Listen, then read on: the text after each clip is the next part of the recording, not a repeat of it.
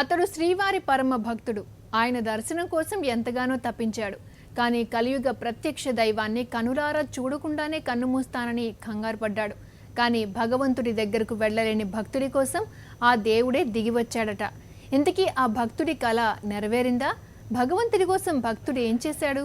Watch the story.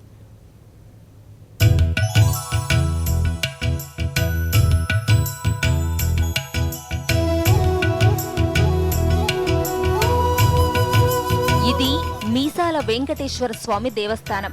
Khammam జిల్లా వేంసేరు మండలం కందుకూరులోనిది. 11వ శతాబ్దంలో ఈ దేవాలయాన్ని నిర్మించారు.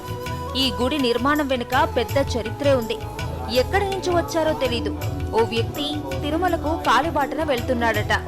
అలా నడుచుకుంటూ కందుకూరుకు చేరుకున్న భక్తుడు అలసిపోయి ఇక ఒక్క అడుగు కూడా ముందుకు వేయలేని స్థితికి చేరాడట. అయ్యో, ఇక శ్రీవారి దర్శన భాగ్యం లేదా అని మదనపడిన భక్తుడికి కలలో దేవుడు కనిపించాడట. మీసాల స్వామిగా దర్శనమిచ్చాడట. అలా కలియుగ ప్రత్యక్ష దైవం కోసం గుడిని నిర్మించటమే కాక ఒక్కో రోజు ఒక్కో ఎకరం చొప్పున ఆ భక్తుడు 365 రోజుల్లో 365 ఎకరాలు స్వామివారికి సమర్పించాడట.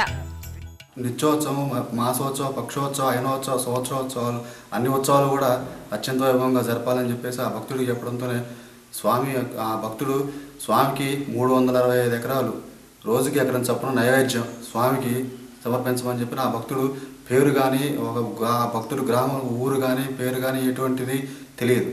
అన్ని ఆలయాల్లో విగ్రహాలు తూర్పున ఉంటే మీసాల వెంకటేశ్వర స్వామి మాత్రం దక్షిణాన మోహం చేసి ఉండటం విశేషం. అజ్ఞాత భక్తుడు ఇచ్చిన 365 ఎకరాలను కౌలుకిచ్చి దేవాలయానికి ఆదాయాన్ని సమకూరుస్తున్నారు. ప్రతి సంవత్సరం కౌలుదారుగా పేదలకి దాన్ని ఎకరానికి ఎంత అని చెప్పి వాళ్ళు తక్కువ రేటుతో ఇస్తే ప్రతి సంవత్సరం దాన్ని కౌలు చేసి ఆ కౌలు రేటు ప్రతి సంవత్సరం దేవస్థానానికి చెల్లిస్తూ ఉన్నారు. 10 లక్షల రూపాయలు దేవస్థానానికి ఇన్కమ్ వస్తుంది. తర్వాత ఇప్పుడు ఎఫ్డి ఫిక్సేటివ్ కూడా ఒక 40 లక్షల రూపాయలు దేవస్థానం ఎఫ్డి ఉన్నాయి. ఆలయానికి మరో ప్రత్యేకత ఏంటంటే 5 ప్రత్యేక వాహనాలు ఉండటం. బ్రహ్మోత్సవ సమయంలో స్వామివారు ఆయా వాహనాల మీద ఊరేగుతూ భక్తులకు దర్శనమిస్తున్నారు. అయితే విచిత్రం ఏంటంటే ఇప్పటి వరకు ఆ వ్యక్తి ఎవరు, ఎక్కడి నుంచి వచ్చాడో మాత్రం ఎవ్వరికీ తెలియకపోవటం. సాక్షి న్యూస్, కందుకూరు, ఖమ్మం జిల్లా.